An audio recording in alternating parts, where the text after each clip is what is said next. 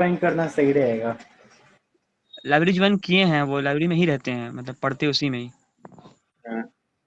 बढ़िया देखिए फिर है। सर, कैसे मैं कैसे आप मैं एक एड ऑन तरीका करना बताता हूँ। चाहेंगे? हाँ हाँ हाँ, बताइए। लाइब्रेरी में पढ़ना बेस्ट है या घर में सर, मतलब जहाँ रूम में? आ रहा हाँ हाँ, आदित्य सर इस पे कुछ बोलेंगे, हाँ बताइए सर। बताइए आदित्य सर। गुड इवनिंग कौन सा रहेगा? कार्तिकेयन सर। जी good evening. Good evening, good evening. Sir वो जायद जी की बात सुन के सर बताना चाहेंगे कि ये एक साधारण सा एक समस्या है, सबके साथ होता है ऐसा, है ना। तो इसका सबसे अच्छा उपाय है कि अभी आप शुरू ही कर रहे हैं, तो जैसा कार्तिकेयन सर बताए कि आप अपने लिए एक छोटा छोटा जो है एम बनाइए। ठीक है। हम लोग किसी भी चीज को लेकर हतोत्साहित हो जाते हैं, तभी मोटिवेशन नहीं रहता है। ठीक है, आप कह रहे हैं कि 2-3 दिन आप पढ़ पाते हैं, उसके बाद छूट जाता है। तो 2-3 दिन इसलिए होता है क्योंकि आप बहुत ज्यादा मोटिवेटेड हो जाते हैं ना। इसको कहते हैं कि कोई गुब्बारा फुला दिया, फिर हवा निकल जा रहा है उसका। ठीक है, तो आप इसके लिए ये करें कि आप अपने लिए एकदम छोटा छोटा गोल बनाएं, और बहुत आसान गोल बनाएं। ठीक है, जब आप वो गोल पूरा करेंगे तो आपको अंदर से मोटिवेशन फील होगा कि आपने ही पूरा किया है वो, है ना। फिर जब वो धीरे धीरे आप अचीव करने लगेंगे तो फिर धीरे धीरे खुद ही मोटिवेशन आएगा। फिर उस एम को आप थोड़ा बड़ा करें। ठीक है, और ये एम जो होता है उसको किस तरीके से बनाया जाता है, तो एक आप उसको डेली बेसिस पे बनाएं। ठीक है, फिर एक आप उसको वीकली बेसिस पे बनाएं कि आप एक वीक में इतना कवर करना चाहते हैं, या एक दिन में आप इतना कवर करना चाहते हैं। या जैसे अगर आप इस तरह भी बना सकते हैं कि जैसे अभी आप बताइए कि आप लाइब्रेरी जाते हैं, तो लाइब्रेरी के लिए आप जिस शिफ्ट में आप पढ़ते हैं तो उस शिफ्ट के लिए छोटा छोटा आप बना लीजिए एम, कि जैसे अगर हिस्ट्री पढ़ने बैठे हैं तो एंशियंट का 2-3 टॉपिक खत्म करने के बाद ही उठेंगे या उसको बनाएंगे। ठीक है, तो ऐसा छोटा छोटा एम और उसको पूरा करना जो है काफी मोटिवेशन देता है। ठीक है, उसके बाद एक चीज और बढ़िया ये रहेगा कि आप जो है 2-3 दिनों पे थोड़ा टेस्ट लगाइए। ठीक है, तो टेस्ट लगाने से दो चीज होता है, एक अगर आपको अच्छा मार्क्स आता है तो आपको मोटिवेट करेगा कि आपने जो पढ़ा था उससे आपको फायदा हुआ है, तो आप और प्रेरित होंगे पढ़ने के लिए। और दूसरा चीज ये होगा कि अगर आप उसमें कम मार्क्स आएगा तो आप खुद को ही जो है प्रेरित करेंगे फिर से, कि आपने पढ़ा था फिर भी मार्क्स नहीं आ रहा है तो आप रिवाइज करेंगे या कुछ नया तरीका अपनाएंगे। ठीक है, तो ये छोटा छोटा जो एम है, छोटा टारगेट बनाना है, जैसा कार्तिकेयन सर भी बोले थे, वो काफी फायदेमंद रहता है। चाहे आप वो मेन पीटी दे रहे हो, मेंस दे रहे हो, या इंटरव्यू दे रहे हैं, या आप बहुत समय तक पढ़ाई में लगे हो। ठीक है, तो ये चीज जो है हमेशा काम आता है। जी, ठीक है। तो और इसमें अगर हम कुछ मेरा ऐड एक करना प्रश्न चाहें। है सर। जी सर। जी कुछ कुछ बोलना चाह रहे हैं? जी सर, प्रश्न है मेरा सर। जी जी बोलिए तो। सर मैं 2019 में ग्रेजुएशन किया हूँ। हम्म। इधर जनरल कंपटीशन की तैयारी में लगा हुआ हूँ, साथ में बीपीएससी का भी सर, लेकिन अभी कुछ बेहद अच्छा परिणाम नहीं आ पाता है सर। अच्छा अच्छा, एक सेकंड और एक मैं बात रुक और रुक पूछना एक चंदन, एक सेकंड सवाल लेते हैं। एक्चुअली आप लोगों को इन्फॉर्म करना चाहेंगे कि हमारे साथ जो है कि गौरव जी जुड़ चुके हैं, ये बीपीआरओ हैं मुरैना में अभी। ठीक है, तो सर को बोले थे जुड़ने के लिए, तो थोड़ा सा लेट ज्वाइन किए, बट कोई नहीं, अभी 1 घंटा सेशन चलने हैं। तो गौरव सर का भी स्वागत है, और आप पूछिए सवाल जो पूछना चाह रहे हैं। आप 2019 से तैयारी कर रहे हैं और आपको कोई अपेक्षित सफलता नहीं मिली है, एक सवाल तो आपका ये अपने समझ पाया है। और कुछ इसमें ऐड जी करना सर। चाहते हैं या फिर आंसर दें? जी सर, ऐड करना चाहते सर। 2019 में मेरा ग्रेजुएशन इकोनॉमिक्स से हुआ है सर। जी इस बार मैंने जेएनयू के पीजी का एंट्रेंस का एग्जाम दिया था सर। जी उसमें 2 पेपर चूज करना रहता था, तो हिस्ट्री और इकोनॉमिक्स चूज किया था। तो हिस्ट्री में मतलब कुछ अच्छे मार्क आए थे, लेकिन इकोनॉमिक्स में अच्छे मार्क्स नहीं आए थे, कोई भी यूनिवर्सिटी अच्छी नहीं मिल पाई। आप हिस्ट्री में मतलब मिल रही जी थी। जी, तो सवाल क्या करना चाह रहे हैं आप ये बताएं ना। मतलब सिविल सर्विस को लेके तैयारी करने के लिए भी पूछ रहे हैं सर वो साथ में। अच्छा, मतलब थोड़ा सा लंबे समय से तैयारी कर रहे हैं और अपेक्षित सफलता नहीं मिल पाई है, तो एक तो सफलता के तलाश में है, और साथ के साथ जो है कि अगर कहीं मास्टर्स में एडमिशन हो जाता है तो वो आप पूछना चाह रही है ना, जी सर, खास करके जेएनयू में सर। खास करके जेएनयू में। ठीक, जी जी बताइए सर। सर। जैसा कि वो कुंदन जी, चंदन शायद पूछ रहे हैं चंदन सवाल। चंदन। जी सर। जी जी, तो जो भी आप तैयारी कर रहे हैं ना, हमको ऐसा लग रहा है कि आप तैयारी सही कर रहे हैं, टाइम भी काफी दे चुके हैं। थोड़ा ब्रॉड एस्पेक्ट में पढ़िए चीजों को, है ना, शॉर्टकट पे मत जाइए। ठीक है, अगर आप तैयारी कर रहे हैं तो आपको ना, जैसे आप अभी क्या क्या कौन कौन सा पेपर आप दिए हैं अभी, क्या कौन अभी कौन सी? सर एसएससी और बीपीएससी को लेकर चल रहा हूँ सर, और तो ये सिविल सर्विस का भी नहीं दिया, यूपीएससी नहीं दिया, यूपीएससी की तैयारी नहीं जी, है। तो आप उसका कोई प्रीलिम्स वगैरह दिए हैं बीपीएससी का? जी सर, बीपीएससी तो 2-3 बार दे चुका हूँ, लेकिन प्रीलिम्स क्लियर नहीं हो पाया सर। बिल्कुल, हम वही समझ पा रहे थे कि आपको है ना चीज़ों को ब्रॉड एस्पेक्ट में पढ़ने की ज़रूरत है, ठीक है? अब वो समय खत्म हो गया जब लूसेंट या ये सब एग्ज़ाम मतलब ये सब बुक काम आता था। अभी भी काम आता है, लेकिन अभी आपको समझ की ज़रूरत है। समझ जैसे आधारित प्रश्न पूछे जाते हैं, ठीक है? तो आप एनसीईआरटी या कोई जो अभी टॉपर्स रिकमेंड करेंगे बुक्स, आप उसको पढ़ें, थोड़ा टाइम दें उन चीज़ों पर। फिर एक बार जब समझ विकसित होगी ना, तो फिर ये सारी चीज़ें भी क्लियर होने लगेगी। और जहाँ तक मास्टर्स की बात है, तो आप जब सवाल पूछ रहे थे तभी हम थोड़ा कंफ्यूज हो गए। आप ये चूज ही नहीं कर पा रहे हैं कि आपको मास्टर्स किस सब्जेक्ट में करना है ना? मास्टर इकोनॉमिक्स में करना सर, इकोनॉमिक्स से ग्रेजुएट है। जी, तो अभी आप फिर हिस्ट्री की भी बात कर रहे थे। नहीं वहाँ चूज करना रहता सर, 2 पेपर ले सकते हैं आप, जिसमें भी मतलब सिलेक्शन हो जाता है। जेएनयू में वैसा अलाउ है सर। जी जी वो ठीक तो है, अलाउ है, मुझे पता है। बिल्कुल। नहीं, डाइवर्ट मत होइए, ठीक हाँ है? बिल्कुल, इस तरीके से डाइवर्ट होने से कहीं सफलता मिलेगी नहीं। अगर मास्टर्स ही करना है तो मास्टर्स ही कर लीजिए, या एज ए डिग्री लेना है सिर्फ, तो फिर आप ओपन यूनिवर्सिटी को देख सकते हैं। जेएनयू छोड़ दीजिए, इग्नू वगैरह से कर लीजिए। अगर जेएनयू में जाकर के आगे हायर स्टडी करना है, रिसर्च वगैरह में जाना है, प्रोफेसर बनना है, तो फिर ठीक से जेएनयू का एग्जाम देना पड़ेगा। जेएनयू का एग्जाम इतना आसान होता नहीं है, ठीक है? तो उसको जी सर, पढ़ना इसका पड़ेगा ठीक तरीके से, उसको एग्जाम देना पड़ेगा, तभी सफलता मिल पाएगी। तो हम तो सिविल सर्विस सलाह का ये भी देंगे कि किसी एक नाव पे पैर रखिए, ज्यादा आसान रहेगा। एक जगह सफलता मिल जाए, फिर आप दूसरी जगह भी प्रयास कर सकते हैं। तो सबसे सर पहले मेरा आप एक और क्वेश्चन। चीजों को प्रायोरिटाइज करें कि क्या प्रायोरिटी आपकी क्या है, ठीक है? प्रायोरिटी सर सिविल सर्विस में जाना, सिविल बीपीएससी या सर्विस में अगर जाना है यूपीएससी। तो 1 से 1.5 साल के आसपास का तैयारी का समय लगता है। 1 से 1.5 साल जम के तैयारी कीजिए। अगर ठीक ठीक से नहीं हो पा रहा है, सेल्फ स्टडी कर पा रहे हैं, या कोई गाइडेंस सही नहीं है, तो किसी के प्रॉपर गाइडेंस में तैयारी कीजिए। जब प्रायोरिटी है तो प्रायोरिटी पे काम करना चाहिए, ठीक है? तो आई थिंक कि पहले प्रायोरिटी को देख लीजिए, उसके बाद नहीं होता है तो साइड से एडमिशन ले लीजिए, नहीं तो फिर जेएनयू तो खुला है, आप जा सकते हैं, कोई दिक्कत नहीं है। नहीं बोलता सर, सब जेएनयू मतलब आर्थिक स्थिति सही नहीं रहता, उसके लिए ठीक है, प्लस वहाँ के लड़के यूपीएससी भी निकालते हैं सर। ये बात सही है कि जेएनयू के बच्चे बहुत अच्छे होते हैं। वो लोग क्या कहते हैं, देश के टॉप यूनिवर्सिटी में पढ़ रहे हैं, तो इसमें कोई डाउट नहीं है। लेकिन जेएनयू के एंट्रेंस को पास करना भी जरूरी है। अगर आपको आम खाना है ना, तो सबसे पहले ये नहीं देखना होता है कि आम का स्वाद कैसा है। आपको मिट्टी का स्वाद आम की तरह नहीं मिलेगा, फिर पानी का स्वाद आम की तरह नहीं मिलेगा। उन चीजों से पास करना होता है। तो आप देखिए ना कि मेरा जो क्या कहते हैं एंट्रेंस एग्जामिनेशन है, वो निकलने के लिए जो हिस्ट्री का पेपर है जेएनयू वाला, वो हो रहा है कि नहीं हो रहा है, उसको हम कहाँ से कर पाए। कर सकते हैं, जा सकते हैं, कोई दिक्कत नहीं। 6 महीने कम से कम उसमें लगेंगे आपको तैयारी करने के लिए हिस्ट्री के। उसमें बहुत रिसर्च लेवल के क्वेश्चन पूछे जाते हैं, बहुत हिस्टोरिकल बैकग्राउंड से क्वेश्चन पूछे जाते हैं। वो यूपीएससी की तरफ उनका क्वेश्चन नहीं रहता, हम लोगों ने देखा है वो उन सारे क्वेश्चनों को, ठीक है? तो आप इस तरीके से पहले उसको प्रायोरिटाइज कर लें, उसके बाद जाएं, ठीक है? ठीक है, नेक्स्ट सवाल अगर कोई पूछना चाहे तो पूछिए।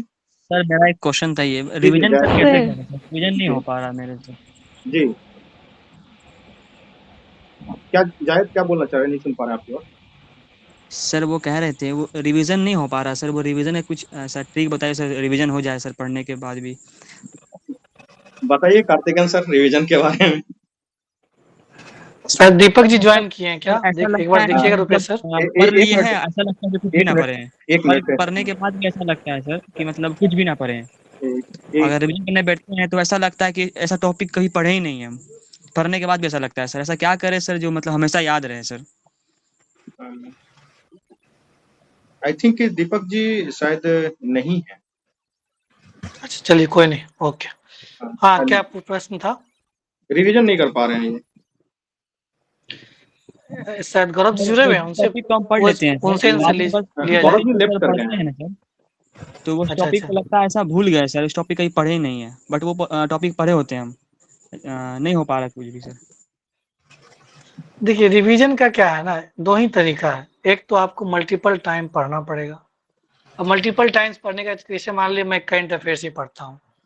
करंट अफेयर्स का क्या है, एक पहले न्यूज़पेपर से पढ़ें, दूसरा डेली करंट अफेयर्स लिखना चाहिए, 2 तीसरा मंथली मैगजीन, चौथा आपका जो 6 महीने का या 1 साल का आता है। तो एक ही चीज आपने 3 से 4 बार पढ़ा। उसके अलावा क्या हुआ, आप टेस्ट भी लगा रहे हैं, एप्लीकेशन से लगा रहे हैं या ऑफलाइन जाके लगा रहे हैं, तो एक ही चीज आपका 3, 4 बार 5 बार वो रिवीजन हुआ। तो वो कोई भी सब्जेक्ट हो, तो आपका मान लिया हिस्ट्री ही पढ़े, आपने हिस्ट्री पहले मान लिया एनसीईआरटी बेसिक पढ़ लिया, उसके बाद क्वेश्चन के लिए घटना चक्र से क्वेश्चन कर लिया, उसके बाद थोड़ा सा लग रहा है कि स्टैटिक और वीक है, लूसेंट देख लिया, उसके बाद जाके टेस्ट लगा लिया ऑफलाइन, ऑनलाइन में बहुत सारा आजकल तो आ गया, टेस्ट पेपर बहुत सारा है, ऐप है, उससे लगा लिया। तो ये क्या हो रहा है, एक ही चीज को आप मल्टीपल टाइम अलग अलग मोड से रिवीजन कर रहे हैं। आप सोचिएगा कि मैं पढ़ा और वो आपके अंदर ग्रैस्प कर जाए, ऐसा नहीं होता है, उसमें समय लगता है। इसलिए क्या करना है आपको, अलग अलग मोड से।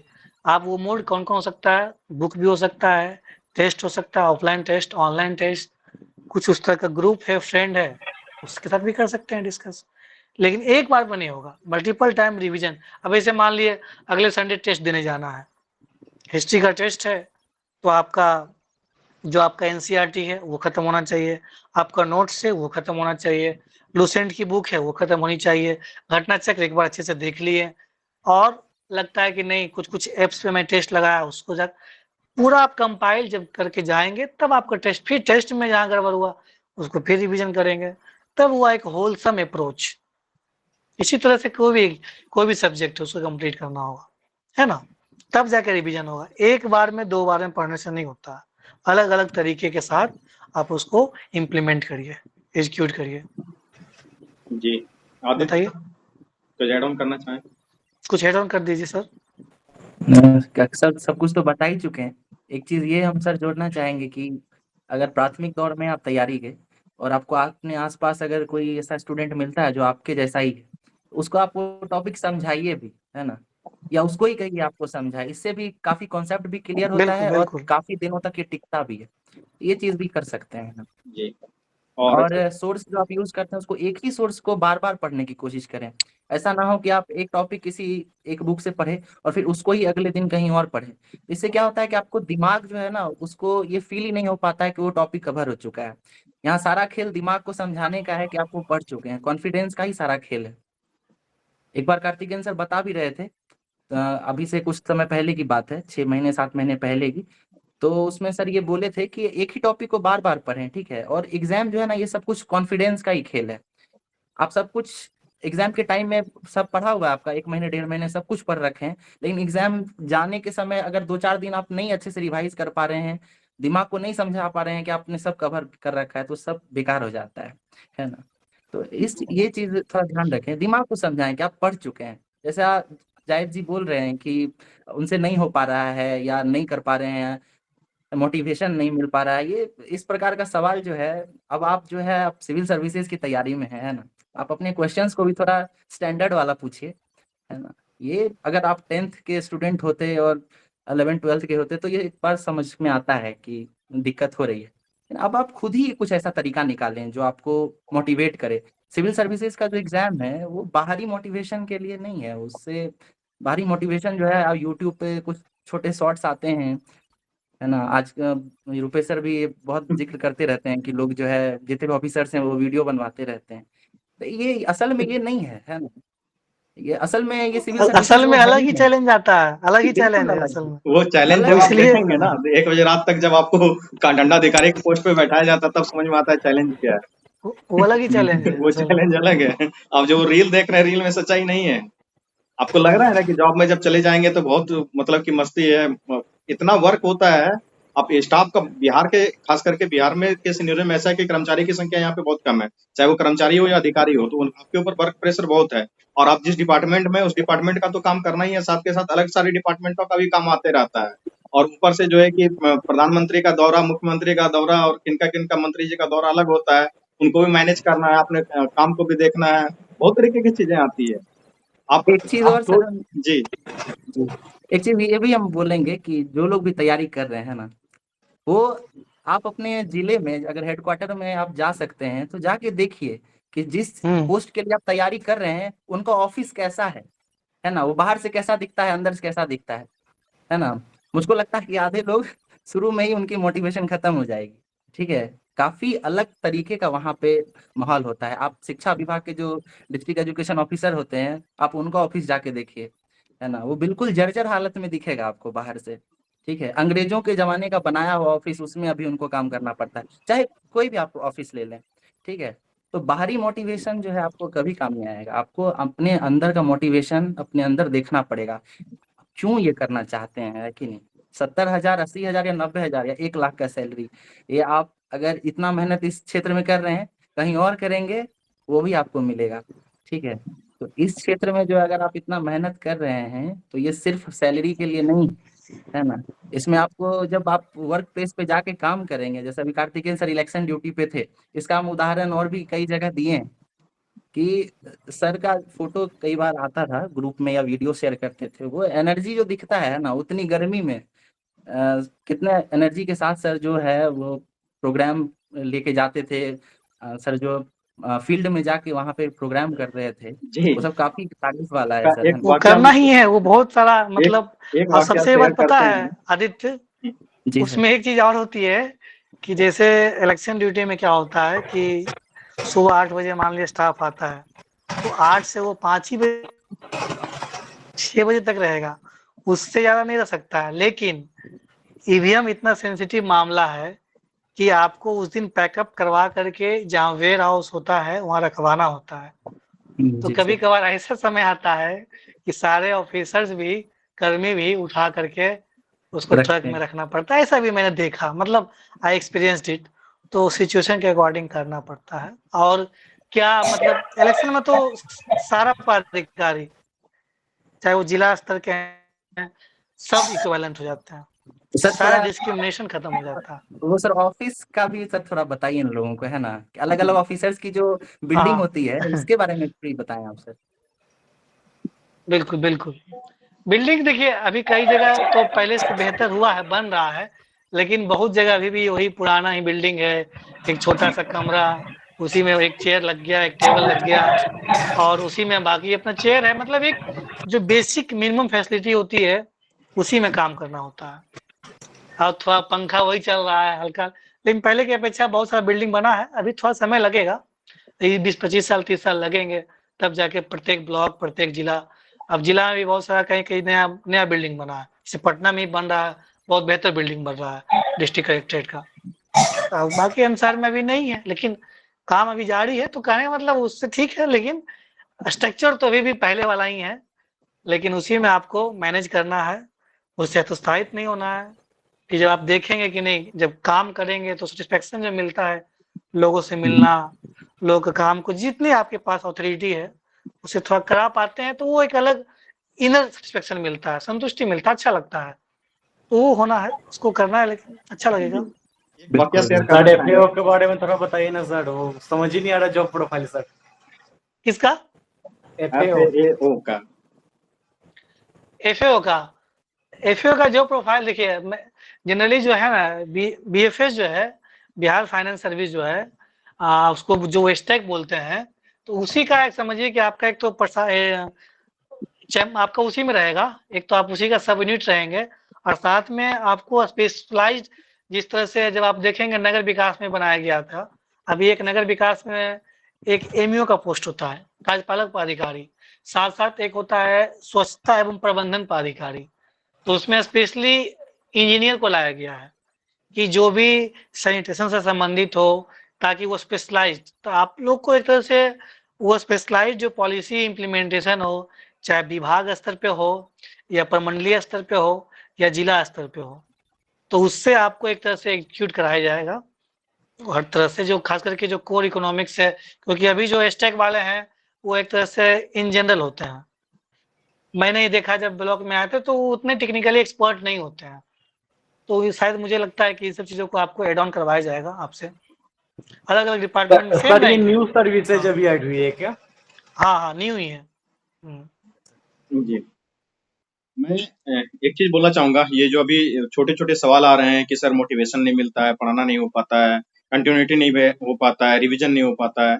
एक बात तो आप जान लीजिए कि पढ़ाई कभी मोटिवेशन से होता ही नहीं है, पढ़ाई होता है डिसिप्लिन से। आपको करना है तो करना है पढ़ाई। मैं बार बार बच्चों को भी क्लास में कहता हूँ कि कभी भी इंटरेस्टिंग काम रहा ही नहीं, ये इंटरेस्टिंग काम नहीं है, बिल्कुल भी नहीं है। आपको करना पड़ेगा, अगर आपको सफलता पानी है तो इन्हें और करना पड़ेगा।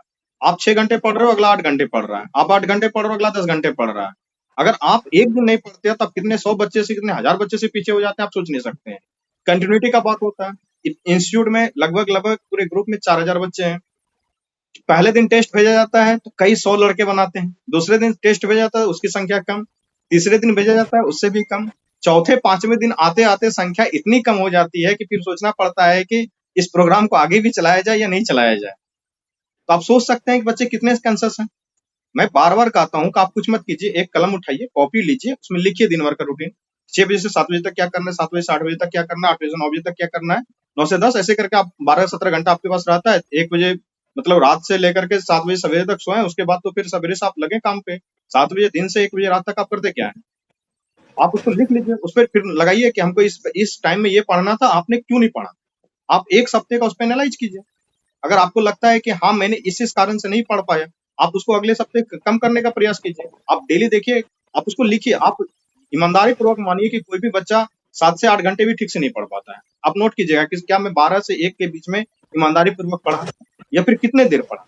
3 घंटे का मैंने एक लिया था ब्रेक, इतने से इतने बजे तक मुझे पढ़ना है हिस्ट्री, आपने उसमें कितना पढ़ा।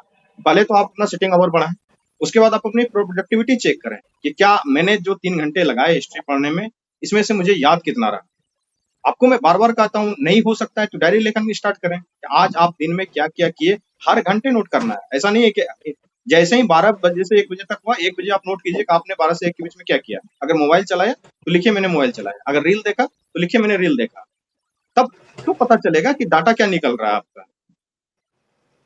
ठीक है, तो इस तरीके से जब आप काम करेंगे तभी संभव है, अदरवाइज कभी भी जो है कि ये इंटरेस्टिंग काम कहीं से नहीं है। किसी भी तरीके से आपको लगता है पढ़ाई इंटरेस्टिंग काम होता है, बहुत बोरिंग काम होता है और आपको करना पड़ेगा। ठीक है, चलिए अगला सवाल पूछिए। Next question.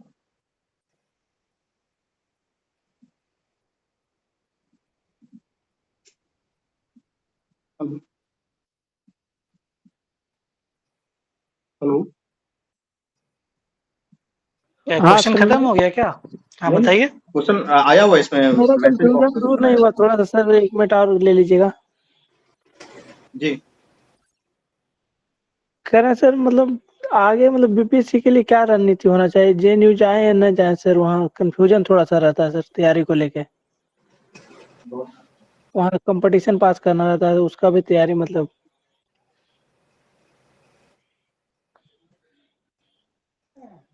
देखिए आपको जेएनयू जाना है, अगर आप कितना अटेम्प्ट दिए हैं जेएनयू का? 1 अटेम्प्ट दे चुका हूँ सर। एक ही मेरा दिए हैं तो कैसे और तो ओके। तो आप पहले से एक बार जानकारी और, नहीं थी सर। नहीं तो एक बार आप बेहतर अटेम्प्ट दीजिए। अगर आपको बेहतर तरीके से दीजिए, जो भी आपका प्रीवियस ईयर है उसको अच्छे से गो थ्रू होकर के आप एक बार प्रैक्टिस सेट ले, मतलब एक बेहतर तैयारी करके आप एक बार अच्छा से दीजिए। हो जाता है वेल एंड गुड, नहीं होता है एक आप नॉर्मल ग्रेजुएशन कॉलेज में एडमिशन ले लीजिए और साथ साथ सर तैयारी भी ग्रेजुएशन हो कीजिए। गया सर, पोस्ट ग्रेजुएशन के लिए, पीजी के लिए सर, पीजी साथ अच्छा, साथ में पीजी के लिए तैयारी तो के लिए। उसके लिए आप बहुत ज़्यादा दिमाग लगाने की जरूरत नहीं है। आप तैयारी करिए, लेकिन साथ साथ पैरेलली आपको लेके चलिए।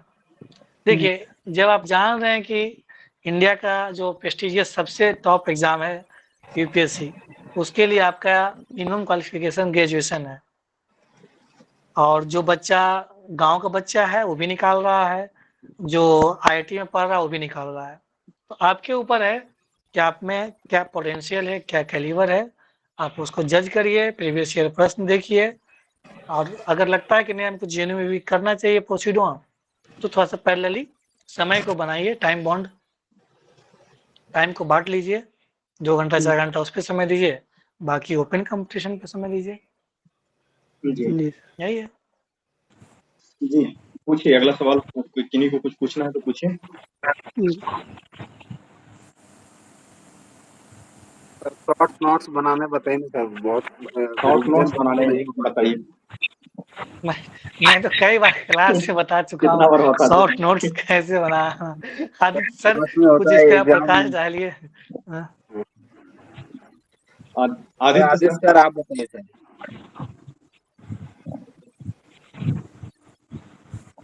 शॉर्ट नोट्स पे तो इतना बात हो चुका है, कार्तिकेयन सर अपना नोट्स तक दिखा दिखा के बताएं, है ना। सर हम नहीं देखेंगे, इसीलिए किस चीज के लिए आप पूछना चाह रहे हैं, प्रीलिम्स के लिए कि मेंस के लिए, क्या पूछना चाह रहे हैं? सर जैसे जेपीएससी का दिए हुए थे सर, लास्ट में क्या होता है, रिवीजन नहीं हो पाता है और बहुत सारा जैसे हमारा एसपीटी छूट गया था, मतलब रिवीजन नहीं कर पाते, इसी की वजह से मेरा नहीं, ये क्वेश्चन तो तुम्हारा ठीक है, बेसिक लेवल का ही क्वेश्चन है, लेकिन क्वेश्चन इतना जेन्युइन है कि इस पे बच्चे पूछना नहीं चाहते, इन्होंने बोलने का साहस किया है, तो सबके लिए सबसे पहले तो इसको एप्रिसिएशन इस बात के लिए कि इन्होंने जेन्युइन बात पूछा है। नहीं तो क्या कहते हैं कि जो बच्चे शॉर्ट नोट्स नहीं बनाते उनका क्या हाल होता है मैं बताता हूँ एग्जामिनेशन में। पहले तो उन्होंने पढ़ाई किया, पूरा हिस्ट्री का पूरा एंशिएंट मिडाइवल मॉडर्न सब याद है, वर्ल्ड हिस्ट्री भी याद है, सारा चीज उन्होंने याद कर लिया है। उसके बाद फिर स्थिति ऐसी होती है कि जब एग्जामिनेशन देने के लिए जा रहे हैं तो उनको रिवीजन करने के लिए कुछ पता ही नहीं, 3 सोर्सेस से 4 सोर्सेस से पढ़ तो लिए हैं, लेकिन पढ़ने के बाद उनको रिवीजन करने के लिए चाहिए। देखिए 2 चीजें होता है, एक शॉर्ट नोट्स होता है, दूसरा सिनॉप्सिस होता है। अब आपको अगर प्रिपरेशन करना है तो शॉर्ट नोट्स से भी ऊपर लेवल उठ के सिनॉप्सिस पे जाना पड़ेगा।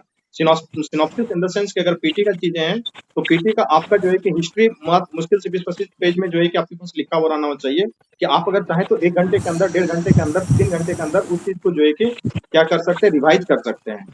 ये बहुत जरूरी चीज है। और इस पे जो है कि ठीक है, इस पे थोड़ा सा लंबा बताना पड़ता है, 15-20 मिनट लग जाता है। शॉर्ट नोट्स कैसे बनाएं, कार्तिकेय सर ने काफी दिखाया है। ठीक है, इस सवाल को अभी तत्काल पोस्टपोन करते हैं और इसी सेशन में दूसरे सवाल लेने के बाद जो है कि शॉर्ट नोट्स के सवाल को लेंगे।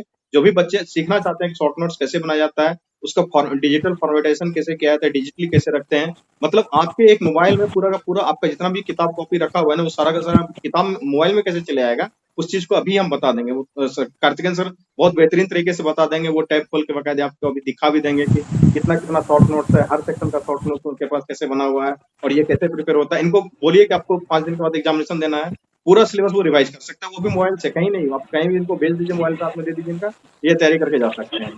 तो उस लेवल का जब तक आपका नोट्स प्रिपेयर नहीं रहेगा तब तक आप एग्जामिनेशन देने में बहुत मुश्किल होगा। नोट्स बनाने से बच्चे कतराते हैं। जब मैं क्लास लेता हूँ, क्लास में लिखाना स्टार्ट करता हूँ तो बच्चों को जो है ना परेशानी लगने लगता है, सर आप ही लिखे नहीं है, हमको दे देते तो बड़ा अच्छा रहता। अरे भाई हम तो लिख के दे देंगे। आप देखिए पठन पाठन में ये प्रॉब्लम जो है ना, जो सबसे बड़ा प्रॉब्लम यूट्यूब से स्टार्ट हुआ है।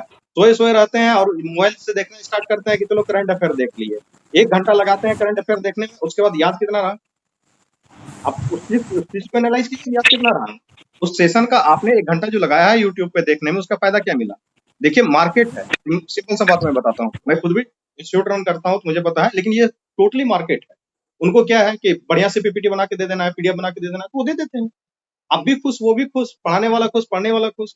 अगर हम क्लास लेते हैं, क्लास में चीजों को बैठ के लिखाते हैं, उसमें लंबा टाइम लगेगा, उसके बाद लिखाते हैं, बार-बार बोलते हैं, रिवाइज करवाते हैं। आप सोचिए कि जब आप मैट्रिक में थे, इंटर में थे, जिस समय आप रेगुलर क्लास कर रहे थे, उस समय की चीजें अभी तक आपके जो है कि बैक ऑफ द माइंड में याद है।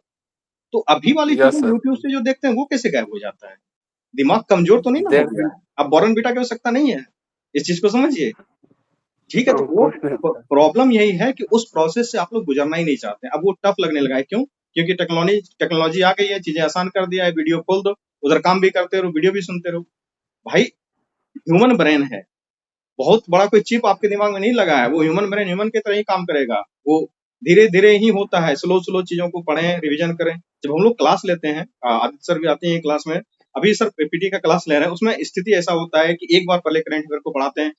हम पढ़ाते हैं तो बहुत स्लो पढ़ाते हैं कि ताकि आपको एक बात मैंने बोला वो आपके दिमाग में गया, वो प्रोसेस हुआ, उसके बाद फिर जो है कि दूसरा पढ़ाते हैं, तीसरा पढ़ाते हैं, फिर जब 10 करंट अफेयर पढ़ लेते हैं उसका रिवीजन करना स्टार्ट करते हैं, फिर अगले 10 पे जाते हैं। इस तरीके से जब हम पढ़ाते हैं और जब अगले दिन बच्चों से पूछते हैं तो वो अच्छा जवाब देते हैं कि हाँ सर ये याद रहा। तो ये प्रोसेस करना पड़ेगा, जो पढ़ने की पुरानी पद्धति थी उसी पे लौटना पड़ेगा। इस तरीके से शॉर्टकट से कभी सफलता नहीं मिलता है और इसी में बच्चे क्या होते हैं कि 3 साल, 4 साल, 5 साल घिसते रह जाते हैं, एग्जामिनेशन निकल नहीं रहा है, वो फिर गार्जियन का प्रेशर, घर का प्रेशर बढ़ना स्टार्ट हो जाता है, फिर धीरे-धीरे किसी और चीज में जाके सम्मिलित हो जाते हैं। आप देखिए ना सफलता दर है कितनी? सफलता दर छोटी-छोटी चीजों से ही तय होता है। आपने हर छोटे-छोटे स्टेप को कितने अच्छे से कर पाया। अगर कर पाया तो आप सफल होंगे, नहीं कर पाया तो विफल हो जाएँगे। कुछ बच्चे खुद को खुद से गाइड करने का प्रयास करते हैं। अगर आप ठीक से गाइड कर पा रहे हैं तो ठीक है, नहीं तो किसी बड़े भैया के संपर्क में, किसी मेंटर के संपर्क में या किसी के संपर्क में आके अपनी पढ़ाई करें। कोई अपना एक ग्रुप क्रिएट करें। यहाँ बच्चे आते हैं जब क्लास करने के लिए तो वो देखते हैं कि बहुत सारे बच्चे जो है कि जॉब में रहते हैं। मैं तो बार-बार ये चीज़ों को देख रहा हूँ कि जो बच्चे जॉब में दिन भर अपना जॉब करते हैं, जॉब करने के बाद भी सामने उनका सबसे ज़्यादा होमवर्क पूरा रहता है और जो बच्चे ऐसे ही सिर्फ जनरल स्टूडेंट हैं, उनका होमवर्क कम पूरा रहता है। भाई उन्होंने जॉब किया है 8 घंटे की, उनके कम से कम तो ड्यूटी जरूर होगी, उसके बाद भी वो होमवर्क कर पा रहे हैं, आप नहीं कर पा रहे हो। ये कोर रियलिटी है। आप शायद इन चीजों से रियलाइज कर पा रहे होंगे कि ये कैसे समस्याएं क्रिएट होती है। तो इन सारे चीजों से, इन छोटी छोटी चीजों से उठिए, ठीक है। ये शॉर्ट नोट्स के क्वेश्चन को हम लेंगे, ठीक है। और कोई अगर क्वेश्चन आता है तो ठीक है, नहीं तो इसमें थोड़ा सा लंबा समय बताने में लगेगा। सर अभी कार्तिकन सर भी जस्ट आपको बता भी देंगे और बहुत अच्छे तरीके से चीजें समझ में आ जाएंगी, ठीक है। तो अगर कोई सवाल है तो पूछिए, नहीं तो फिर ये थोड़ा सा लंबा सवाल इसको लेंगे हम लोग। किन्हीं को कुछ पूछना है 17वीं बीपीएससी से संबंधित तो पूछ लीजिए।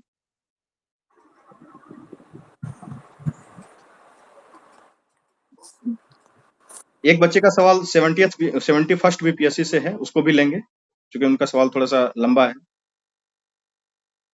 जी। और किन्हीं का कोई सवाल है?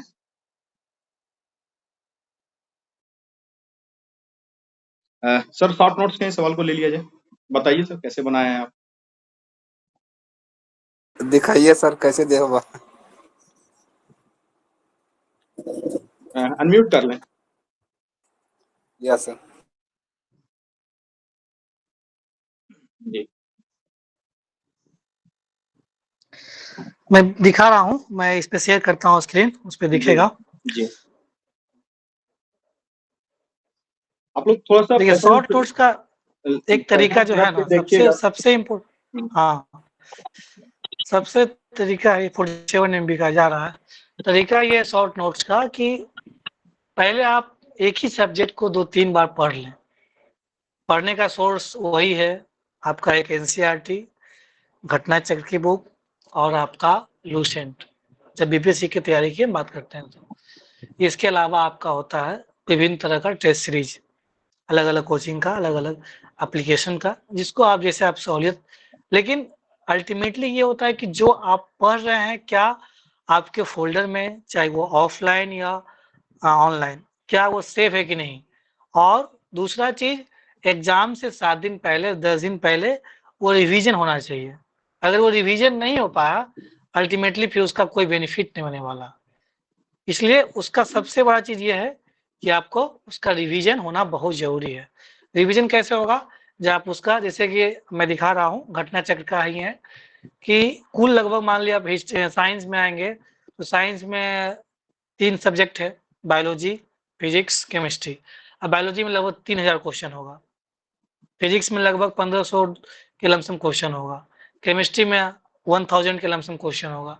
तो ये जो क्वेश्चन है, तो इसका मान लिया अब एक ही प्रश्न आप देखे होंगे, जब लगा रहे होंगे, क्वेश्चन लगाते होंगे, एक ही प्रश्न 4-5 जगह रहता है। उसको क्या करना है, एक जगह एक हॉरिजॉन्टल लाइन खींचना है, एक वर्टिकल लाइन खींचना है, उससे संबंधित जो पॉइंट है उसको लिख लेना है। ये सारे सब्जेक्ट का, ये सब पे अप्लाई होता है। तो उसमें क्या होता है कि आप एक ही चीज को, जो बॉक्स में रहता है, आप घटना जगह उठाएंगे तो बॉक्स में रहता है उसका डिटेल्स, तो उससे संबंधित जो भी, जैसे मान लिया हम पढ़ रहे हैं सेल के बारे में ही, तो सेल में जो है कौन कौन सा अंग होता है, मान लिया माइटोकॉन्ड्रिया है, राइबोसोम है, तो वहां पे एक ही पेज में बना लीजिए ना, उसका क्या फंक्शन है, उसका पावर हाउस है उस सेल का, प्रोटीन सिंथेसिस करता है, गोल्जी एपेटस है, सेल वॉल है, क्या क्या फंक्शन किससे बना हुआ, एक ही पेज में एक तरह से माइंड मैप बन जाना चाहिए। उससे क्या होगा कि आपका सेल, जहां वो लगभग सेल से संबंधित अभी देखेंगे, घटना चक्र उठाएंगे तो सेल से लगभग मान ली 70-80 क्वेश्चन होगा। उसको क्या करना है, 70-80 क्वेश्चन है तो मुश्किल से 2 से 3 पेज, हार्डली 4 पेज में निपटा दिए, और वो लिखा होगा 7 पेज 8 पेज में। तो ये उसका तरीका है कि नहीं, जो चीज पढ़ रहे हैं उसको शॉर्ट में हम निपटाएं। मैं दिखाता हूँ, थोड़ा सा देखिए इसको पहले। जी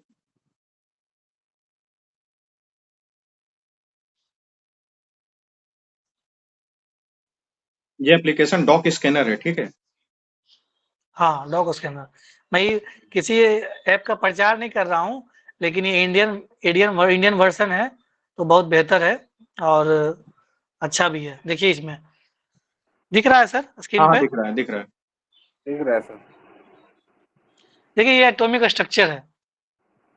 ये मैं जब पढ़ा, ये आज का नोट्स नहीं है, जब मैं, आप कह सकते हैं कि 2018 का ही ये नोट्स है, 17-18 का ही, जब मैं उसी समय बनाया था, अच्छे से पढ़ा था, 2-3 बार पढ़ लिया, टेस्ट लगा लिया। बाकी इंजीनियरिंग बैकग्राउंड से हूँ तो साइंस में उतना दिक्कत हुआ नहीं, तो इसलिए 2-3 बार पढ़ने के बाद इसको आप मान देखिए, एटॉमिक स्ट्रक्चर है, एक बार लिख लिया क्या होता है, एटॉमिक न्यूक्लियस हो गया, प्रोटॉन न्यूट्रॉन हो गया, इक्वल टू एमपी हो गया। फोटोन के बारे में जब पहले 1 से 100 क्वेश्चन कर लिए, इतना क्वेश्चन है, मान ली पहला टॉपिक है एटॉमिक स्ट्रक्चर, उसे जितने क्वेश्चन है मैंने क्वेश्चन कर लिया।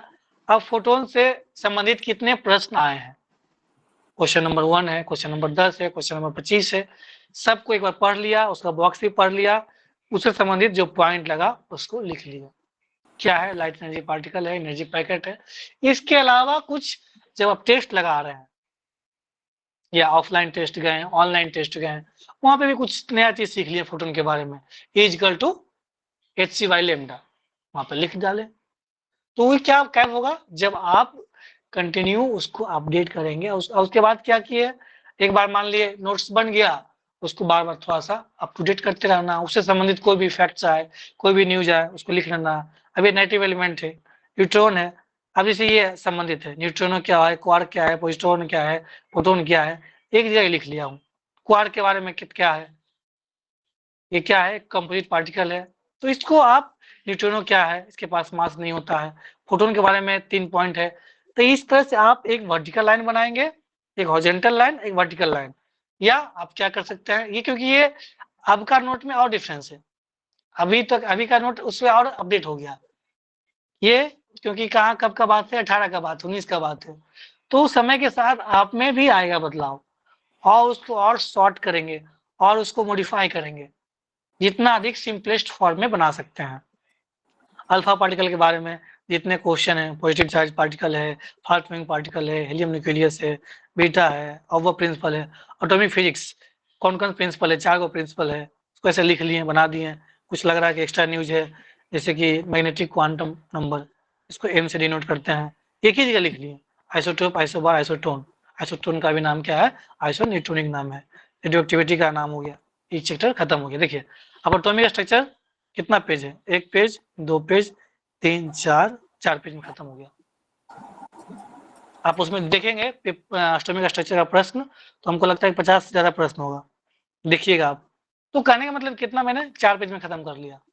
अब आप जब एग्जाम रहेगा उस समय आप रिवीजन करेंगे तो वर्डन लगेगा 50 क्वेश्चन देखना, लेकिन ये 4 पेज वर्डन नहीं लगेगा। हाँ, एक बार मेहनत लगता है बनाने में, लेकिन उसका बन गया, उसके बाद फिर ये बहुत सिंपलेस्ट काम हो गया। देखिए ये केमिकल फिजिकल चेंज के बारे में है, केमिस्ट्री का नोट्स है, वाटर पोटेंशियल। अब अभी तो ये क्या है, एक बार जब मैं बना लिया उसके बाद उसको मल्टीपल टाइम रिवीजन करना है। ऑस्मोसिस क्या है, रिवर्स ऑस्मोसिस क्या है, क्रोमेटोग्राफी क्या है, ये देखिए डायग्राम है आपका सॉलिड लिक्विड गैस का, इसको बना लिया। रस्टिंग में अब देखिए कंफ्यूजन होता है, आयरन पे कौन सा होगा, ब्राउन होगा, कॉपर पे कौन सा होगा, ग्रीन होगा, सिल्वर पे कौन होगा, ब्लैक होगा। एक ही जगह लिख लेना है, कंफ्यूजन नहीं होना चाहिए। अब इस इनगोनिक में क्या होता है, 18 ग्रुप होता है, 7 पेड़ होता है, कितने मेटल, 118 मेटल है, एलिमेंट कितने, 118 है, मेटल 91 है, इनर्ट कितने हैं, सब एक जगह लिख लिया हूँ। पीरियड्स ग्रुप इंक्रीज होता है, एफिनिटी कौन घटता है बढ़ता है, सब लिखा गया है। रिएक्टिव मेटल है, तो सब देख रहे हैं आप, एक साथ लिखा हुआ है। अब देखिए 2 तरह का स्ट्रीट लाइट बल्ब होता है, बच्चे कंफ्यूज हो जाते हैं। सोडियम वेपर पढ़ेंगे फर्स्ट पेज में, मरकरी वेपर पढ़े 10वां पेज में, अब कंफ्यूज। तो उसको एक जगह लिखना है, सोडियम येलो लाइट देता है, मरकरी व्हाइट देता है। इसमें क्या होता है, मोनोक्रोमेटिक होता है सोडियम में, मरकरी में ऐसा नहीं है, ये ध्यान रखना है। बल्ब के बारे में, गोल्ड क्या है, अब देखिए किंग ऑफ मेटल्स क्या हो गया, गोल्ड हो गया। किंग ऑफ एसिड कौन है, सल्फ्यूरिक एसिड है।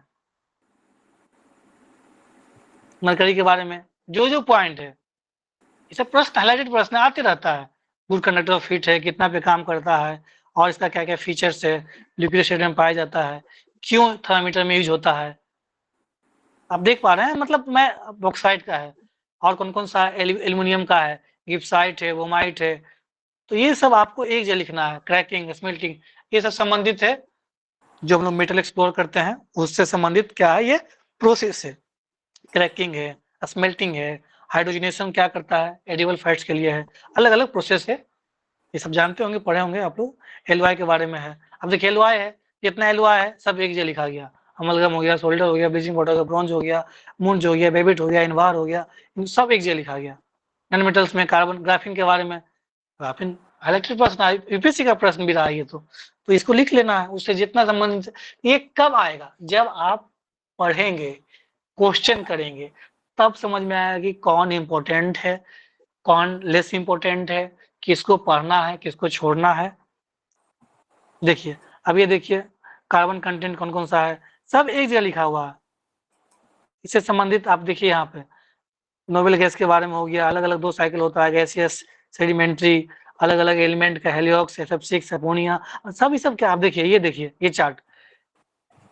डीप सी डाइवर्स में कौन यूज होता है? हीलियम प्लस ऑक्सीजन, इन बैलून में हीलियम, एयरक्राफ्ट में नाइट्रोजन।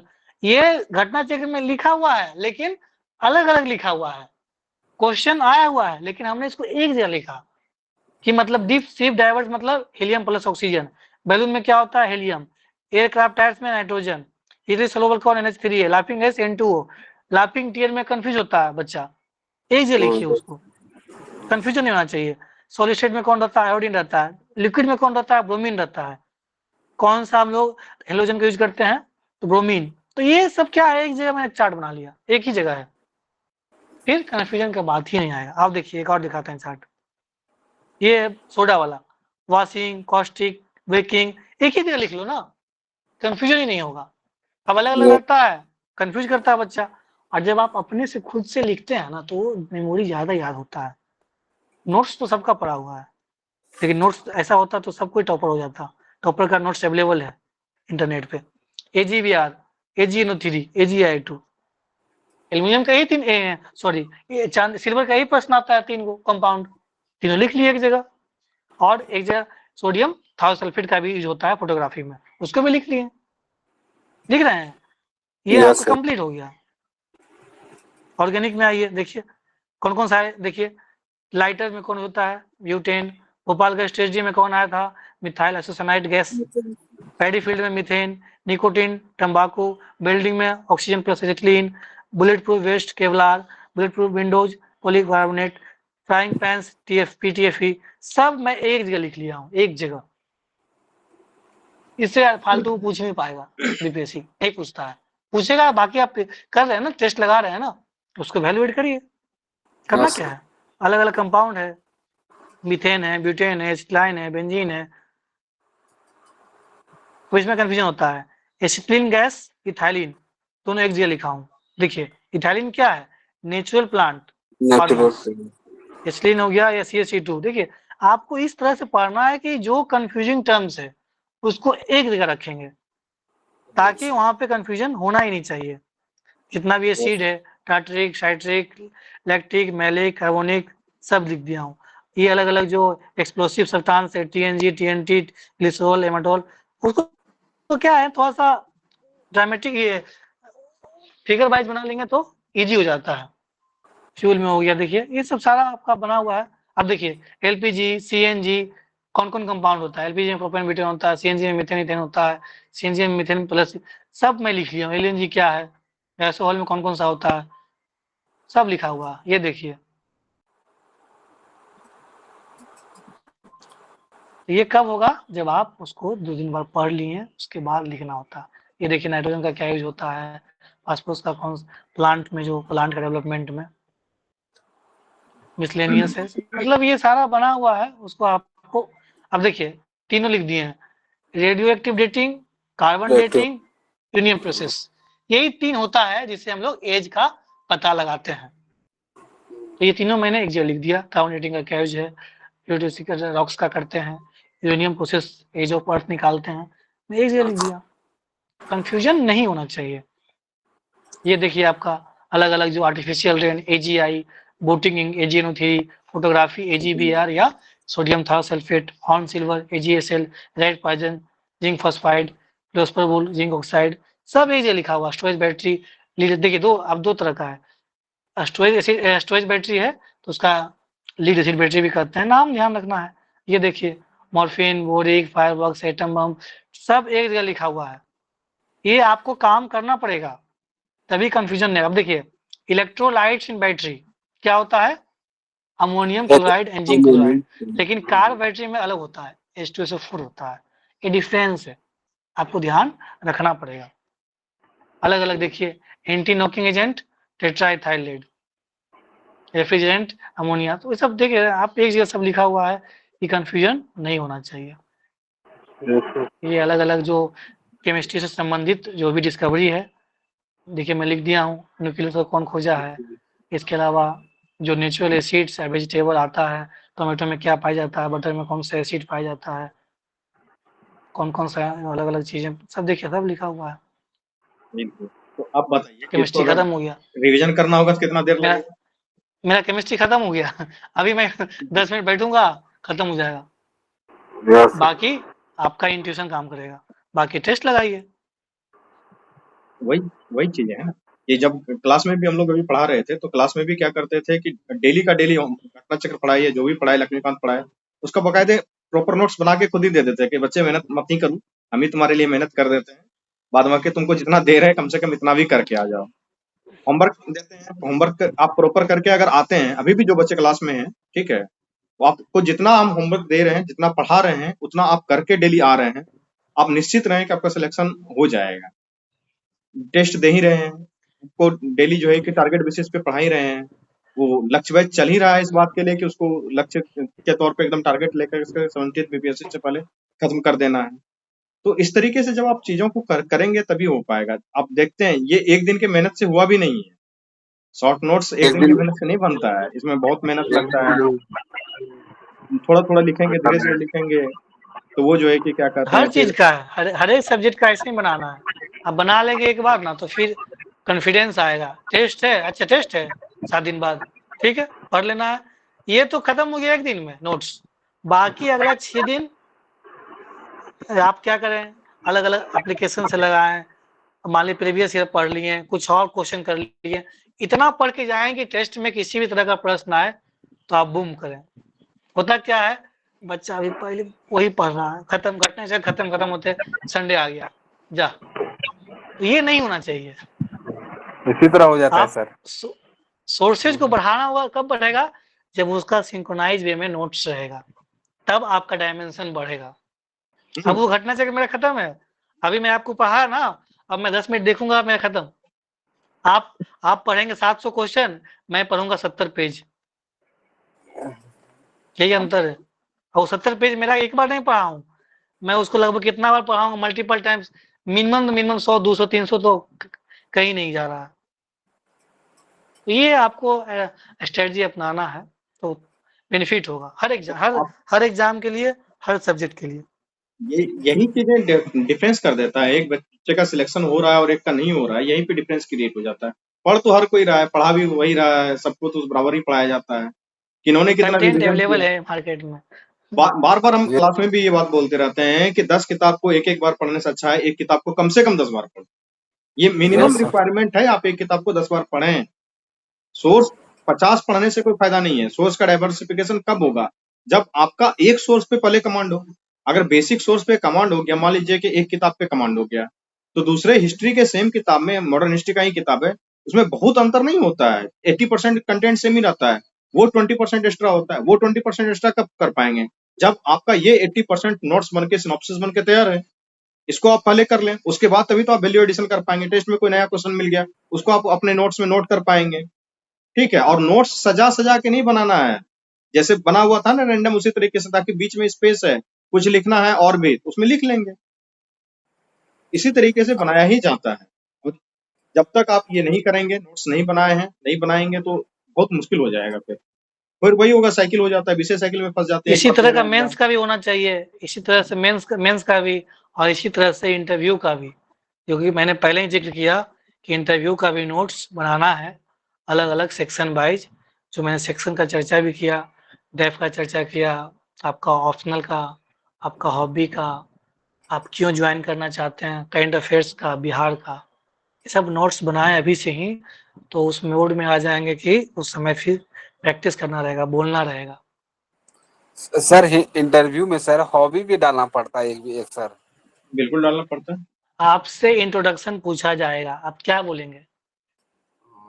इंट्रोडक्शन का मतलब क्या होता है, देखिए वहाँ पे एक तो जैसे कि बीपीएससी में नाम और फादर्स नेम और जिला हटा दिया गया है, तो नाम, फादर्स नेम, जिला को हटा करके बोला जाता है। लेकिन इंट्रोडक्शन का मतलब होता है नाम, फादर्स नेम, आप किस जिले से बिलोंग करते हो, किस राज्य से बिलोंग करते हो, आपका एजुकेशनल बैकग्राउंड क्या है, 10th 12th ग्रेजुएशन, उसके अलावा अभी प्रेजेंट टाइम में आप क्या कर रहे हो, आपकी हॉबी क्या है, आपका शॉर्ट टर्म गोल क्या है, लॉन्ग टर्म गोल क्या है, ये आपका ऑप्शनल क्या है, ये आपका फुल इंट्रोडक्शन हुआ। अब उसमें वो 2 लाइन में पूछते हैं इंट्रोडक्शन या डिटेल्स में पूछते हैं, जैसा समय उसके अकॉर्डिंग आपको ऑप्शनल का ये आपका इंट्रोडक्शन देना है। आपको पूछेंगे कि 3-4 लाइन में अपना इंट्रोडक्शन दीजिए, आप अपना क्या बताएंगे, एजुकेशनल बैकग्राउंड कि मेरा ग्रेजुएशन ये है, मैं यहाँ से किया हूँ और मेरी हॉबी ये है, मेरा ऑप्शनल सब्जेक्ट ये रहा है और मैं फिलहाल अभी आपके साथ इंटरव्यू में, अगर मैं आपको कुछ एक्सपीरियंस रहा है कि इससे पहले आपने एग्जाम दिया है, मेंस क्वालिफाई किया, इंटरव्यू दिया है, तो आप वो भी जिक्र कर सकते हैं कि earlier I appeared is 69 means 68 means but unfortunately I couldn't clear। जो भी आपका रिकॉर्ड रहा है वो जिक्र कर सकते हैं, कुछ अगर अचीवमेंट है तो, लेकिन 3-4 लाइन में ही देना होता है इंट्रोडक्शन। तो इंट्रोडक्शन तो देना ही है, तो उसमें हॉबी नहीं है मतलब आप में निखार नहीं है। देखिए हॉबी जरूरी इसलिए है, आपको अलग अलग सिचुएशन आता है, जैसे मैं बता रहा हूँ, मैं ट्रेनिंग दे रहा था रुपेश सर, अब ट्रेनिंग दे रहे हैं तो आपके पास कुछ कला होनी चाहिए, 2 लाइन बोल दिए ताकि बच्चा जो मोनोटोनस हो रहा है, मतलब जो भी एम्प्लॉय है ना, वो बैठता नहीं है। अब आप ज्ञान दे रहे हैं, किसी को सुनने में मजा नहीं आता, तो मोनोटोनस होना चाहिए कि 2 लाइन सुना दिए, कुछ कविताएं सुना दी हैं, कुछ भी सुना दिए, तो वो आपको कुछ हॉबी आपके अंदर होनी चाहिए। आपकी अच्छी सिंगिंग है या किसी भी तरह का, आप जिससे आप इंटरटेन कर सकते हो खुद को भी, सामने वालों को भी, वो फीचर्स, वो क्वालिटी होनी चाहिए, आपको काम आएगा हर जगह इन्फ्लुएंस करने में। कुछ बच्चे ऐसा होता है ना कि वो हॉबी से बचना चाहते हैं। अगर आप हॉबी से बचना चाहते हैं तो एक संदेश ये भी जाता है कि अपने लाइफ के लिए जो है ना बहुत क्रिएटिव नहीं है, ठीक है, क्रिएटिव नहीं, इनोवेटिव नहीं और है, इनोवेटिव नहीं बिल्कुल है ये। और दूसरी बात है कि हॉबी एक ऐसा चीज है जिसपे कि उनको बात करने में मजा आता है। आपसे ज्ञान की बातें पूछ के वो क्या करेंगे, इतना ज्ञान पड़ा हुआ है। इंटरव्यू इस बात को जाता है कि आपसे बात करके उनको मजा कितना आया, बस। बिल्कुल अल्टीमेट बिल्कुल मार्क्स इसी के मिलते हैं और किसी चीज का मार्क्स इंटरव्यू में मिलता नहीं है। बात किए 10 मिनट बात किए बच्चे से, बहुत अच्छा लगा, मजा आ गया, कुछ नया चीज सीखने को मिल गया, इंटरटेनमेंट हो गया, बस इतना ही काफी है। एक चीज जान अरे लिए, उन लोग फैमिली वाले खुद होते हैं, उनको इतना टाइम होता नहीं है, उनका एक जॉब है, वो आएंगे अपना क्वेश्चन पूछेंगे, चलो ठीक है, हाँ ठीक लग रहा है, तो नंबर दे दो, बस यही वाला बात होती है। आपके लिए आपका इंटरव्यू आपका जॉब का सवाल हो सकता है, आपके लिए जीवन मरण का सवाल होता है, उनके लिए होता है बस 10 मिनट में बात करने मजा आ रहा है तो बात करो, नहीं तो निपटाओ। उनके पास रोज ऐसा ही उनका ये रेगुलर वर्क है। तो आप वर्क है, अपने तरीके से इतने तैयार होकर के जाएं कि आप उनको कितना अच्छे से इंगेज कर पाते हैं, कितना बात कर पाते हैं उनसे। आप ये सब भी तो है कि जैसे कि आप कोई अच्छा हॉबी बता दिए, सर मेरा हॉबी ये है, अच्छा अच्छा इसमें क्या होता है बताओ, अच्छा अच्छा इसमें क्या होता है, जैसे कि कुछ नया जो, सीखने को मिलेगा, उनको हाँ, सीखने को मिलेगा, और बिल्कुल। अगर तारतम्य बैठ गया आपके हॉबी में, जैसे कि कुछ बच्चे शेरो शायरी करते हैं, ठीक है, तो कुछ बच्चों ने इंटरव्यू दे के जब आया तो बताया कि सर ऐसा हुआ कि एक शेर हम पढ़ते थे, दूसरा शेर बोर्ड के मेंबर पढ़ते थे, फिर मिर्जा गालिब का एक शेर हमने पढ़ा, फिर जो है कि बोर्ड मेंबर ने पढ़ा। तो इस तरीके से 5-7 मिनट तो सर शायरी पढ़ते हुए चला गया। अब शायरी पढ़ के उनको इतना मजा आ गया, क्या है तुमको कितना नॉलेज है, जो नॉलेज टेस्ट होना था मेंस में टेस्ट होकर के तुम आए ही हो सामने, बस। सर अच्छा, हॉबी में दे दे सर, घूमने फिरने का दे दे सर, जहाँ जहाँ गए उसके बारे में बता देते वो सर। तो बताएंगे हम लोग क्लास में, एक एक करके बताएंगे। आप घूमने फिरने का जब हॉबी लिखेंगे तो फिर पूछेंगे अभी कितना स्थान घूमे हैं, अगर घूमने जाते हैं तो क्या करते हैं वहां पे, वो सारा चीज एक एक करके जब मॉक लेना स्टार्ट करते हैं तो हम लोग जो है ना, कई सारे पैनल में लोग रहते हैं, बहुत सारे अधिकारी रहते हैं, बहुत सारे प्रोफेसर रहते हैं, वो लोग बैठ के एक एक करके इसी बातों पे ग्रिल भी करते हैं कि आप झूठ बोल रहे हैं, ब्लफ कर रहे हैं, क्या कर रहे हैं, ये पता चल जाता है, ठीक है। नहीं वो सर, जहाँ पे गए सर उसी के बारे में बताएंगे, साहब नहीं थोड़ा कि जहाँ नहीं गए उसके बारे में नहीं नहीं, वो तो बात सही है। हॉबी आप जहाँ गए हैं वही बताएं, उसमें कोई डाउट नहीं है। बहुत बच्चे बोलते हैं कुकिंग करना होता है, अब लॉज में रहते हो यार, कुकिंग करना तुम्हारा हॉबी है या मजबूरी है, ये तो समझ में नहीं आता है। बनाते क्या हो तो सब दाल भात चोखा, ये तो हॉबी है, मजबूरी है सर। ये मजबूरी है। लड़कियां खास करके, लड़की का हॉबी क्या है, कुकिंग है, कुकिंग है, चलो ठीक है बेटा एक बात बताओ कि मजबूरी में करना पड़ता है या फिर हॉबी है। तो सर वो घर में रहते हैं तो बनाना पड़ता है तो वही लिख दिए हैं। ऐसे काम थोड़ी चलता है, कुछ क्रिएटिव बनाइए, कुछ बताइए कि गार्डनिंग करते हैं तो क्या गार्डनिंग करते हैं, जो भी काम करते हैं उसको थोड़ा सा क्रिएटिव, थोड़ा सा इंटरेस्टिंग। और एक चीज जान लीजिए कि आप वो दिन भर बैठ के ये सब पत्रिका पढ़ते रहते हैं जितने भी बूढ़े लोग हैं, जितने भी प्रोफेसरान हैं, वो ऑफिसर्स हैं, अधिकारी हैं, उनको कोई काम नहीं बचा है जीवन में। सवेरे-सवेरे एक मतलब बंडल पेपर आता है उनके पास, बैठ के पढ़ते रहते हैं। वो संडे का एंटरटेनमेंट वाला कॉलम आता है, वो भी पढ़ते हैं। हॉबी के लिए अलग-अलग किताबें पढ़ते रहते हैं बैठ के, उनको मजा आता है ये सब पढ़ने में। आपसे 5-10 गुना बेसी वो जानकारी रखते हैं। अब जरा-सा भी इधर से उधर हुए, जैसे कि आदित्य सर उस दिन एक वाकया बता रहे थे, एनसीसी का नोड वाला। क्या वाकया था सर, थोड़ा-सा बताएँ? रमन तुम्हारा क्वेश्चन ले रहे हैं, हमको पता है। बताइए सर आदित्य सर। जी सर, वो एक कैंडिडेट थे, वो उनसे पूछा गया हॉबी, तो वो बताए कि वो एनसीसी में थे। तो उसी से जो है बोर्ड मेंबर पूछ दिए कि उसमें तुमको नॉट बांधना सिखाया गया था, तो उसमें से कोई एक नॉट बताओ, उसका नाम बताओ। तो नहीं बता पाया। उस बेचारे वो सोचे थे कि अगर हम ऐसा एनसीसी बोलेंगे तो इससे थोड़ा नेशनलिज्म वाला और ये सब भी जाएगा, एक अच्छा इमेज बनेगा। लेकिन वो जो थे बुजुर्ग थे, 75 प्लस एज के थे, वो कह दिए कि तुम वो खुद बांध के बता भी दिए, उनके पास कोई रस्सी था भी वहां पे। और फिर वो बताए कि देखो मेरा एज जो है तुमसे कितना ज्यादा होगा। तो पूछे तो बोला कि सर आप मेरे से कम 50 साल ज्यादा एज। तो बोले देखो हम बांध के बता दिए, तुम नाम तक नहीं बता पाए। तो वो जो फायदा सोच के गए थे वो बिल्कुल अपोजिट उन पे चला गया। तो कभी भी जो है, जैसे अभी अभिषेक जी बोल रहे थे कि हम बताएंगे कि हमको ट्रैवलिंग पसंद है ना। आप जानते नहीं, अभी पिछले जो इंटरव्यू प्रोग्राम था उसमें शालिनी मैम थी, उनका भी ट्रैवलिंग हॉबी ही था ट्रैवलिंग था। हॉबी, है ना। और जब रूपेश सर या कार्तिकेयन सर जब उनसे क्वेश्चन करते थे तो जैसे ट्रैवलिंग पे उनको फंसा दिया गया था, है ना। तो यहाँ तो वो सोचिए कि वो कितने एक्सपीरियंस लोग होंगे। तो ट्रैवलिंग वगैरह ये सब काफी जो है सोच समझ के अपनी हॉबी को भी बताए, है ना। कि आप कहते हैं कि हम पटना घूमे हैं और फिर वो जब उसका इतिहास, उसकी ज्योग्राफी, कल्चर और पता नहीं कहाँ कहाँ किस एंगल पे ले जाएंगे आपको, है ना। कई बार वो घातक साबित होता है अरे ना। ट्रैवलिंग का समझ बताते हैं सर सच्चाई। बच्चा क्या होता है कि एग्जाम देने के दरमियान जहाँ-जहाँ जाया रहता है ना, मिडिल क्लास है भाई।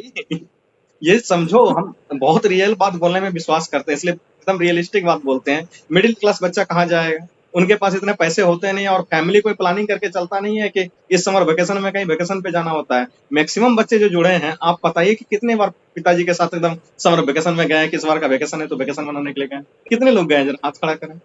वो मिडिल क्लास मुश्किल से 1-2 बार सर। मुश्किल से 1-2 बार गए हैं। सारे लोग मिडिल क्लास से हैं। यहाँ एक्स्ट्रा कुछ होता नहीं है कि घूमने के लिए जाना है। बस होता है क्या है कि एग्जामिनेशन देने के लिए सेंटर यहाँ पड़ गया तो वहाँ चले गए थे सर। अब आप उस सिर्फ 4 एग्जामिनेशन सेंटर या 20 एग्जामिनेशन सेंटर अलग-अलग शहरों में विजिट किए हैं, तो उसको सिर्फ एज ए हॉबी लिख के जो है कि बच नहीं पाएंगे।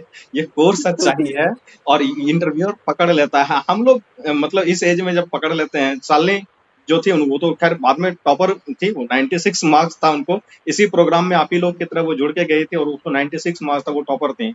और आज भी वो क्या कहते हैं अररिया जिला में जो है कि ज्वाइन की हुई है, वो प्लानिंग ऑफिसर बनी है। ठीक है, तो जो पुराने बच्चे होंगे वो उनको जानते भी होंगे। ठीक है, तो ये मेरा कहना है कि जो भी आप हॉबी लिखें या कुछ भी लिखें, उसमें कुछ बेसिक प्रिपरेशन करके जाएं। हम लोग फिर बताते हैं क्लास में कि प्रिपरेशन कैसे करना है, उसके बारे में क्या-क्या क्वेश्चन हो सकते हैं। सबसे पहले तो एक सेट ऑफ क्वेश्चन होना चाहिए आपके पास कि हाँ, ये क्वेश्चन हमारे पास है, इस तरीके के अगर ये हॉबी हम लिखेंगे तो इस तरीके का क्वेश्चन आएगा।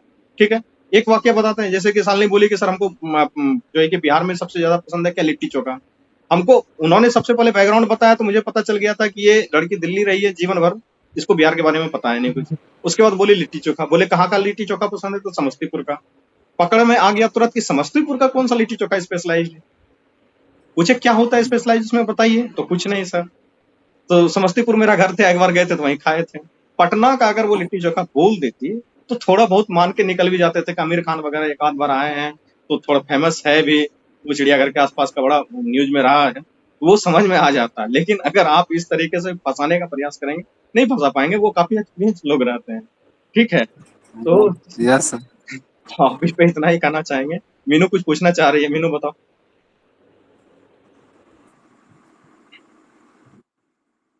पूछो। Hello sir. हाँ सर मैं ये पूछ रही हूँ कि सर जैसा कि सर ने बोला कि इंटरव्यू के लिए भी नोट्स बनाने होंगे, तो वो समझ में नहीं आया मुझे, उसको कैसे बनाएंगे? जी बताएं सर, इंटरव्यू के लिए नोट्स कैसे बनाना चाहिए, समझ में ही नहीं आया।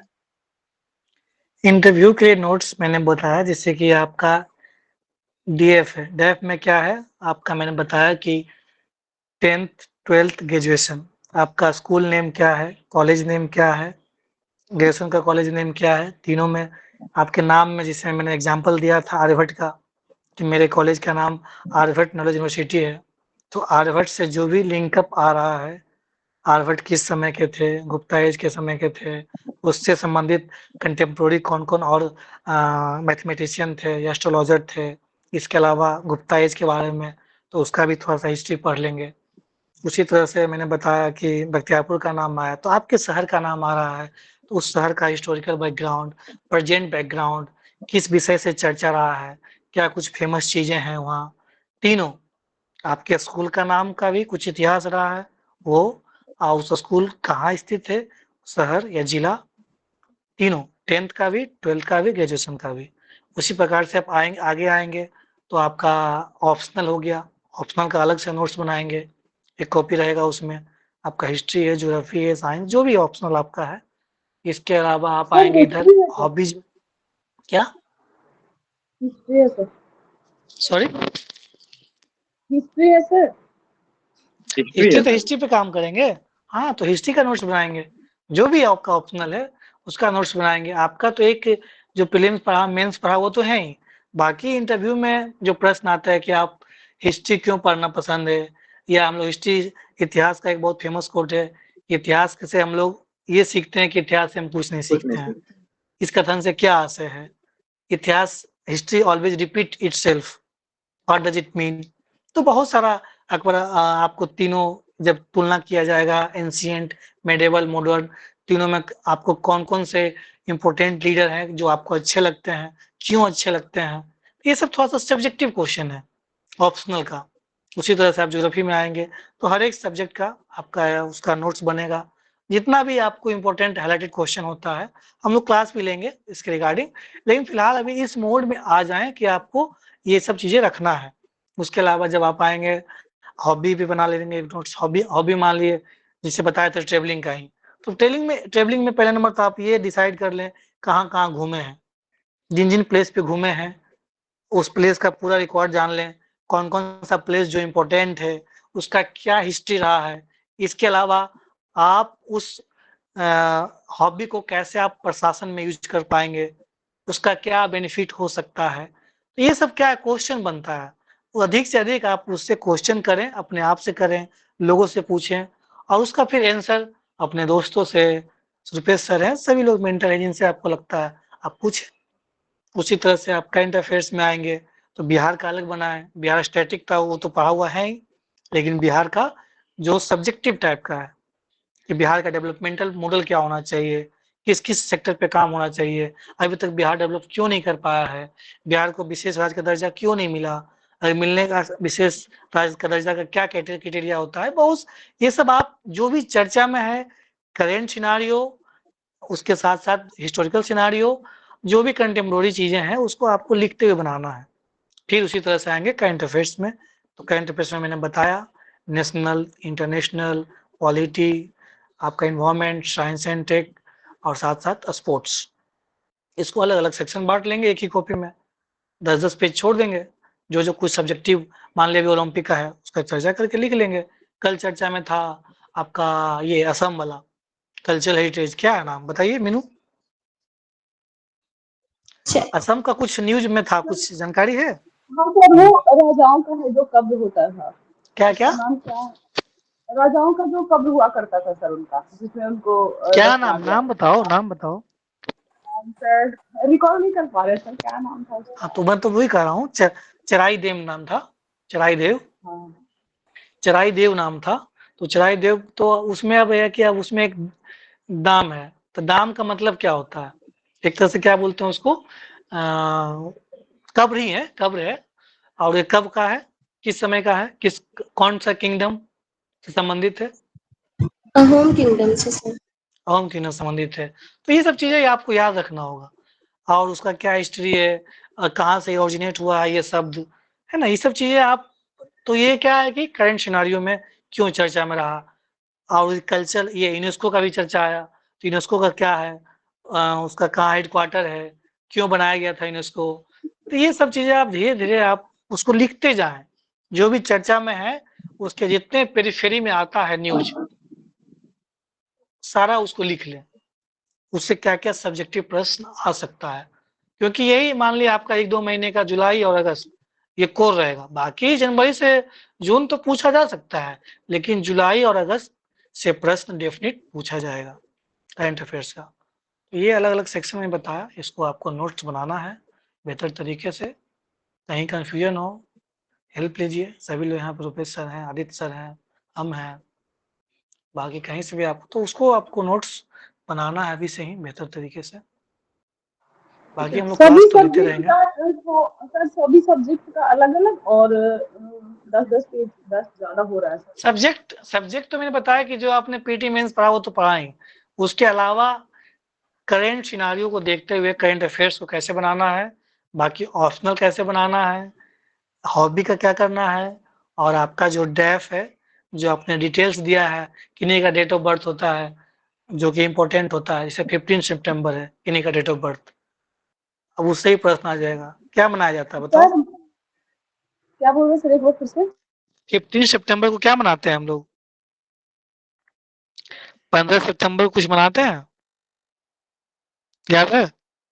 किन्हीं का मान लें, मैं बता रहा हूँ एग्जाम्पल, किन्हीं का डेट ऑफ बर्थ है 15 सितंबर, इंजीनियर्स डे मनाते हैं, किस पे मनाते हैं, किनके बर्थ एनिवर्सरी है, किनके बर्थडे पे मनाते हैं, तो ये सब चीजें याद रखना है।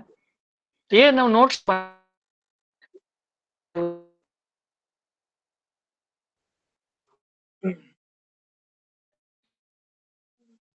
इनके सर का कुछ कनेक्शन एरर हो गया है, ठीक है। तो और एक चीज